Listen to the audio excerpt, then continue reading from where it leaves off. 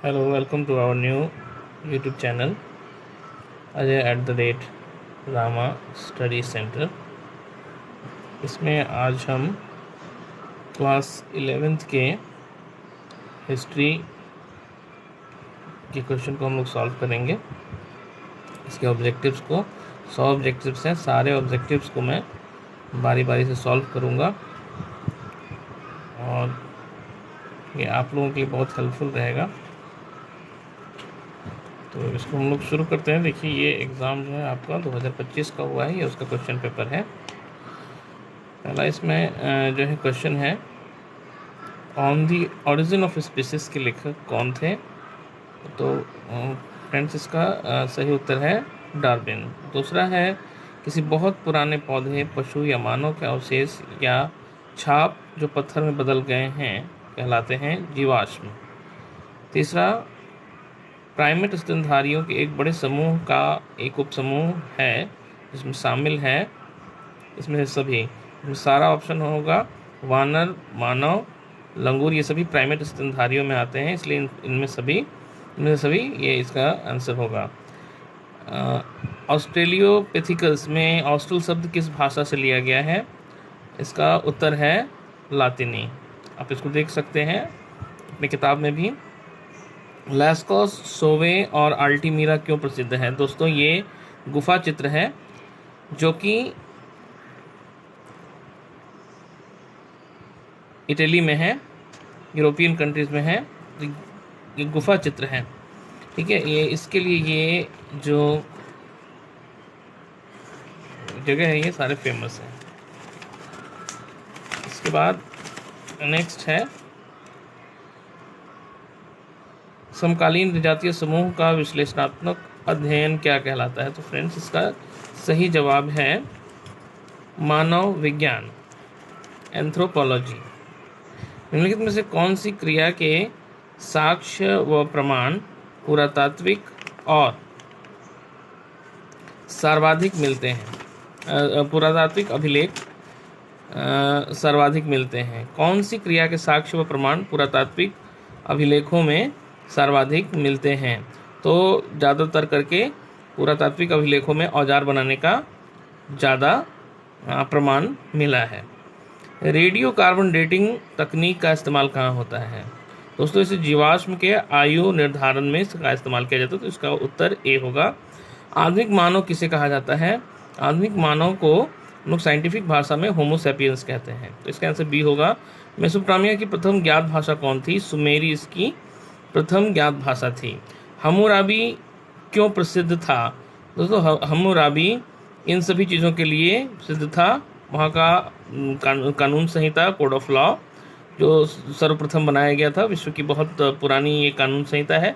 Babylonia का जो शासक है और महान विजेता वो रहा है, हम्मुराबी शासक था और इसीलिए प्रसिद्ध था, और उसकी जो कानून संहिता थी प्रसिद्ध थी, तो इसलिए इनमें सभी इसका सही जवाब होगा।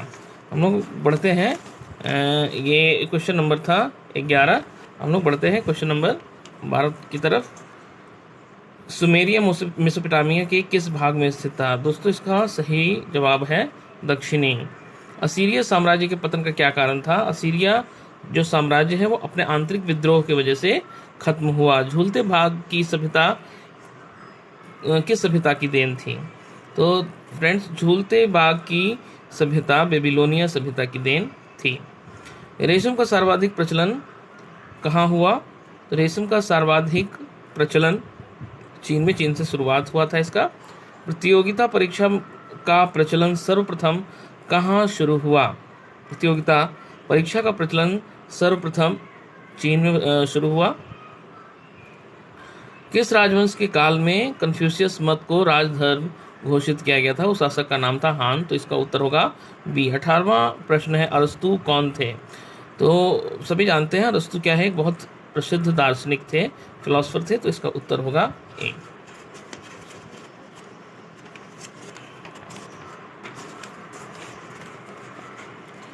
दोस्तों, अगला प्रश्न है, ग्लैडिएटर कौन थे? ग्लैडिएटर एक दास पहलवान थे, वॉज अ स्लेव रेसलर। इसका तो उत्तर है वो डी होगा। दास पहलवानों को ग्लेडिएटर कहा जाता था ग्रीक सभ्यता में, और ये मनोरंजन करने के लिए वो वहाँ पे मौजूद होते थे शासकों के। प्यूनिक युद्ध किसके बीच हुआ? इसका उत्तर होगा रोम और कार्थेज। ये प्रसिद्ध युद्ध रोम और कार्थेज के बीच में हुआ था। रोमन समाज में फसलों की रक्षा करने वाले देवता कौन थे? तो दोस्तों रोमन समाज में फसलों की रक्षा करने वाले देवता को सीरस कहा जाता है। ठीक है, तो इसमें जो उत्तर दिए गए हैं इन तीनों में से कोई नहीं, तो ऑप्शन इसका डी होगा।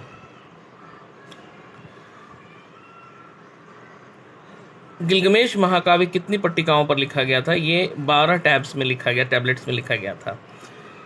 सिकंदर ने बेबीलोनिया को कब जीता है? सिकंदर ने बेबीलोनिया को 331 ईस्वी पूर्व जीता।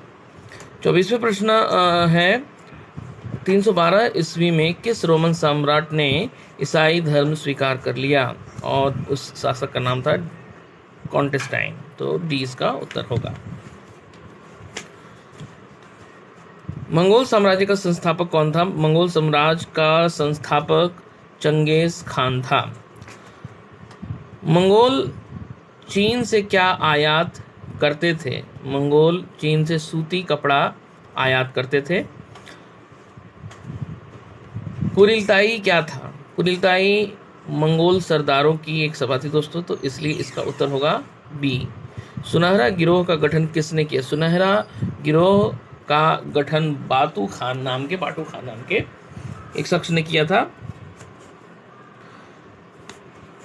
अब पढ़ते हैं हम लोग 29वें प्रश्न की तरफ। मार्को पोलो किसके दरबार में आया था? मार्को पोलो कुबलई खान के दरबार में आया था। उत्तर होगा इसका ये। पहला मार्को पोलो एक यात्री था दोस्तों, ठीक है, जो कि यूरोपियन यात्री था। पहला इल खानी शासक कौन था जिसने धर्म परिवर्तन कर इस्लाम ग्रहण किया था? दोस्तों इसका उत्तर होगा गजन खान। इसके बाद अगला है मंगोलों ने बगदाद शहर पर कब हमला किया था? दोस्तों इसका उत्तर होगा डी 1258। दोस्तों ये जो प्रश्न उत्तर हैं आपको आगे भी बहुत मदद करेंगे। ठीक है, इससे ये सारे प्रश्नों का उत्तर प्राप्त करने के लिए हमने काफ़ी मेहनत की है, तो आप जरूर इस वीडियो को सपोर्ट कीजिएगा।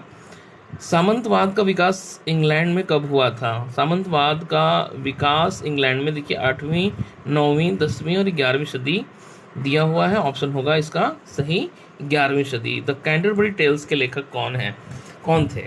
द कैंटरबरी लिखा था जेफरी चौसर ने। सालमैन का संबंध किस देश से था? सालमैन का संबंध जर्मनी से था। बिशपों और पादरियों का संबंध किस वर्ग से था?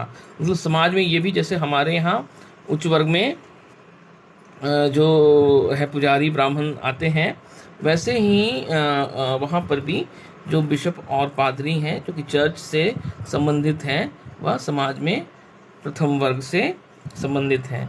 यूरोप में किन दो देशों के बीच 100 वर्षीय युद्ध हुआ? ये प्रमुख जो प्रसिद्ध जो 100 वर्षीय युद्ध था यूरोप में, फ्रांस और इंग्लैंड के बीच हुआ था। हेनरी सप्तम किस देश के शासक थे? दोस्तों हेनरी सप्तम जो थे वह इंग्लैंड के शासक थे, जैसा कि हम लोगों को पढ़ना है क्लास 11 में इतिहास में। पोप लियो तृतीय ने किसे पवित्र रोमन सम्राट बनाया? पोप लियो तृतीय ने पवित्र रोमन सम्राट शार्लमेन को बनाया था। शार्लमेन एक बहुत प्रसिद्ध शासक थे। फ्यूड का शाब्दिक अर्थ क्या है? दोस्तों फ्यूड का मतलब होता है सामंत। ठीक है, डॉन क्विक्सोट उपन्यास में किस वर्ग का चित्रण प्रमुखता से किया गया है? इस उपन्यास में नाइट जो है योद्धा, ठीक है, उस वर्ग का जो है को पोर्ट्रेट किया गया है, उसके बारे में लिखा गया है। ठीक है, इसके बाद अगला है सॉन्ग ऑफ रोला। सॉन्ग ऑफ रोला में किसके प्रति वफादारी पर बल दिया गया है? इस किताब में स्वामी मास्टर, ठीक है, इसके प्रति वफादारी पर बल दिया गया है। सामंती व्यवस्था का मुख्य आधार क्या था? दोस्तों सामंती व्यवस्था का मुख्य आधार था सेना, भूमि। ठीक है, दास और भूमि, ठीक है, यही था सामंती व्यवस्था का मुख्य आधार। उसके बाद है दोस्तों पियर्स प्लॉमैन, ठीक है, इसके लेखक कौन थे? इसके लेखक थे लैंड, ठीक है। पुनर्जागरण का अर्थ निम्न में से क्या है? तो पुनर्जागरण का अर्थ निम्न में से एक डिफिनेशन है दोस्तों, जिसका शाब्दिक अर्थ काफ़ी बड़ा है, ठीक है। तो इसमें ये सारी जो है चीज़ें आ जाती है, बौद्धिक जागृति, सांस्कृतिक जागृति, मानवतावाद की स्थापना, ठीक है। तो इनमें से सभी इसका उत्तर होगा। बढ़ते हैं हम लोग अगले प्रश्न की ओर, ठीक है। ये है अगला प्रश्न 45 नंबर। निम्नलिखित में से कौन इटली का नगर है? रोम, वेनिस, फ्लोरेंस, ये सभी इटली के ही नगर है। तो इनमें सभी ऑप्शन होगा डी। पाडुआ और बोलोना विश्वविद्यालय कब स्थापित हुए? ये दोनों विश्वविद्यालय दोस्तों 11वीं सदी में स्थापित हुए। ये इटालियन दोनों यूनिवर्सिटीज़ हैं। मूर्खत्व की प्रशंसा, इसके लेखक कौन है? इरेस्मस इसके लेखक है, तो इसका आंसर सी होगा। 48वां प्रश्न है 100 कहानियों का संग्रह डेके मैरॉन के लेखक कौन थे? तो दोस्तों डेके मैरॉन के लेखक थे बोकासियो। द प्रिंस, इस किताब के लेखक कौन थे? इस किताब के लेखक थे मैकियावेली। दोस्तों ये BSEB इंटर में जो हमारा प्रश्न पूछा गया है, इसमें बहुत सारे इतिहास में किताब के लेखकों के बारे में पूछा गया है। हम एक एक करके सबकी जानकारी आपको देंगे। 95 थीसिस, इसकी रचना किसने की थी दोस्तों? ये प्रसिद्ध जो थीसिस है ये मार्टिन लूथर ने लिखा था, ठीक है। इसके थ्रू इन्होंने चर्च को चैलेंज किया था, और जो प्रोटेस्टेंट्स हैं वो रिवॉल्यूशन यहाँ से शुरू हुआ था। तो इसका आंसर ए होगा, द लास्ट सपर। ये चित्र किसने बनाया था? तो ये प्रसिद्ध चित्र जो है ये लियोनार्डो दा विंची ने बनाया था। अगला है 1559 में इंग्लैंड में किस चर्च की स्थापना हुई? दोस्तों 1559 में आंग्ल चर्च की स्थापना हुई थी, वहाँ की महारानी ने करवाया था। 1522 में मार्टिन लूथर ने बाइबिल का अनुवाद किस भाषा में किया था? 1522 में मार्टिन लूथर ने बाइबिल का अनुवाद जर्मन भाषा में किया। मोनालिसा के चित्रकार कौन थे? दोस्तों इसके जो चित्रकार थे वो भी लियोनार्डो दा विंची हैं, ठीक है। प्रसिद्ध जो है पेंटिंग है। 1673 में अकादमी ऑफ साइंसेस की स्थापना कहाँ हुई थी? दोस्तों 1673 में अकादमी ऑफ साइंसेस की स्थापना पेरिस में हुई थी। गति और गुरुत्वाकर्षण का सिद्धांत किसने दिया था? दोस्तों इसका सिद्धांत दिया था न्यूटन ने। 1498 में वास्को डी गामा भारत के किस स्थान पर आया था? दोस्तों 1498 में वास्को डी गामा कालीकट के तट पर आया था, जो कि केरल में है अभी। क्रिस्टोफर कोलंबस का किस देश का निवासी था? दोस्तों क्रिस्टोफर कोलंबस जो है वो इटली का निवासी था। बढ़ते हैं हम अगले प्रश्न की तरफ। अगला प्रश्न है माचू पिचू शहर की स्थापना किस समुदाय के लोगों ने की थी? तो इंका समुदाय के लोगों ने की, जो कि अमेरिकन्स हैं, ठीक है। अमेरिकन के जो आदिवासी समुदाय के लोग हैं इंका कहलाते हैं, उनके द्वारा किया गया था। इसके बाद अगला प्रश्न है 60वां, मैक्सली किस जन समुदाय के देवता थे? ठीक है, तो ये भी अमेरिकन एक समुदाय है, आदिवासी समुदाय, एज़टेक, उस समुदाय के ये देवता थे। हैमॉक, जिसको हम लोग झूला कहते हैं, उसका उपयोग कौन से समुदाय कौन करते थे? इसका मतलब कौन से समुदाय के लोग करते थे? तो दोस्तों इसका सही उत्तर होगा सी, माया सभ्यता के लोग। पाब्लो नेरुदा किस देश के कवि थे? दोस्तों पाब्लो नेरुदा जो है वह चिली देश के कवि थे। 1532 में इंका राज्य को किसने जीता? दोस्तों 1532 में इंका राज्य को पिज़ारो ने जीता था। इमागो मुंडी किस विषय की पुस्तक थी? दोस्तों ये जो पुस्तक है वह खगोल शास्त्र और भूगोल से संबंधित है। अगला है डोना मैरीना ने किसके लिए दुभाषिए का काम किया? इसका सही जवाब होगा कॉर्टेस। 66वां प्रश्न है कैपिटलिज्म एंड स्लेवरी, इस पुस्तक के लेखक कौन है? देखिए दोस्तों फिर से एक जो है पुस्तक से संबंधित, उसके लेखक से संबंधित जो है प्रश्न है। और इस पुस्तक के लेखक हैं एरिक विलियम्स। इसका जवाब होगा डी, एरिक विलियम्स। कालमेकॉक और टेल्पोचक्ली ये क्या था? तो ये विद्यालय है, ठीक है।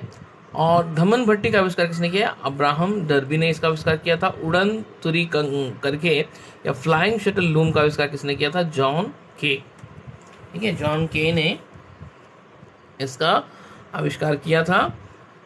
स्पिनिंग जेनी का आविष्कार किसने किया था? दोस्तों इसका जो आविष्कार किया था जेम्स हारग्रीव्स। तो इसका 70 का उत्तर होगा बी, जेम्स हारग्रीव्स। भाप की शक्ति का इस्तेमाल सर्वप्रथम किस उद्योग में किया गया था? दोस्तों इसका सही उत्तर होगा कोयला खनन उद्योग में, जो है कोल माइनिंग में सबसे पहले स्टीम की जो शक्ति है, स्टीम पावर का उपयोग किया गया था। बाद में ये ट्रेन और दूसरी चीज़ों में भी इस्तेमाल किया गया। 72वां प्रश्न है, 1775 में मैथ्यू वॉल्टर की सहायता से जेम्स वॉट ने सोहो फाउंड्री का निर्माण कहाँ पे किया था? दोस्तों ये जगह है इंग्लैंड में, बर्मिंघम नाम का जगह है। यहाँ पर सबसे पहले जेम्स वॉट ने मैथ्यू वॉल्टर की सहायता से सोहो फाउंड्री का निर्माण किया था। अब अगला जो प्रश्न है वो है 1761 में इंग्लैंड में जेम्स ब्रिडली ने वर्सली कैनाल का निर्माण क्यों किया, किस कारण से किया था? तो इस कैनाल आप समझ सकते हैं, कैनाल नहर को कहते हैं। इसका निर्माण किया गया था कोयला को ढोने के लिए, ठीक है, क्योंकि पहले सारी चीज़ें शिप से होती थी, ठीक है, शिप एक बहुत प्रमुख साधन था। तो इसका इस्तेमाल जो है वह कोयला ढोने के लिए किया गया था। 1814 में भाप से चलने वाले इंजन स्टीफेंसन का रॉकेट से क्या चलता था? दोस्तों इससे रेलगाड़ी चलाई जाती थी। 1801 में रिचर्ड ट्रेविथिक के बनाए गए इंजन पफिंग डेविल, फुफकारने वाला दानव का इस्तेमाल कहाँ होता था? दोस्तों इसका इस्तेमाल जो है वह रेलगाड़ी को चलाने में किया जाता था। अगला प्रश्न है दोस्तों 76वां, 1754 में कला समाज सोसाइटी ऑफ आर्ट्स की स्थापना कहाँ हुई थी? दोस्तों इसकी स्थापना इंग्लैंड में हुई थी। हार्ड टाइम्स के लेखक कौन थे? दोस्तों हार्ड टाइम्स के लेखक चार्ल्स डिकन्स थे। 78वां प्रश्न है 1847 में 10 घंटा विधेयक के द्वारा किसके काम के घंटे को 10 घंटा निश्चित किया गया था? दोस्तों इसमें सभी होगा, ठीक है, तो डी इसका ऑप्शन होगा, सही उत्तर होगा स्त्रियों के लिए, युवकों के लिए, पुरुष श्रमिकों के लिए।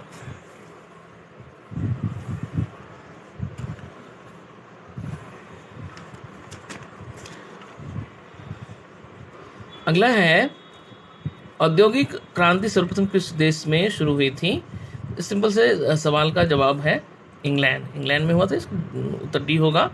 लिवरपूल ये यूरोप का एक कहाँ स्थित है? तो इसका उत्तर होगा यूरोप, ठीक है, ये इंग्लैंड में है लिवरपूल, तो और इंग्लैंड यूरोप में आता है, तो इसका सही उत्तर डी यूरोप होगा। लंकाशायर कहाँ स्थित है? दोस्तों लंकाशायर इंग्लैंड में स्थित है। निम्नलिखित में से कौन इंग्लैंड का औद्योगिक शहर नहीं है? दोस्तों मिलान इसका सही उत्तर होगा। लंदन, मैनचेस्टर, न्यूकासल ये इंग्लैंड के शहर हैं, जबकि मिलान जो है इटली का एक शहर है। बैंक ऑफ इंग्लैंड की स्थापना कब हुई थी? दोस्तों बैंक ऑफ इंग्लैंड की स्थापना 1694 में हुई थी। 84वां प्रश्न है जॉर्जिस मिशले किस देश से संबंधित थे? दोस्तों इसका सही उत्तर है फ्रांस।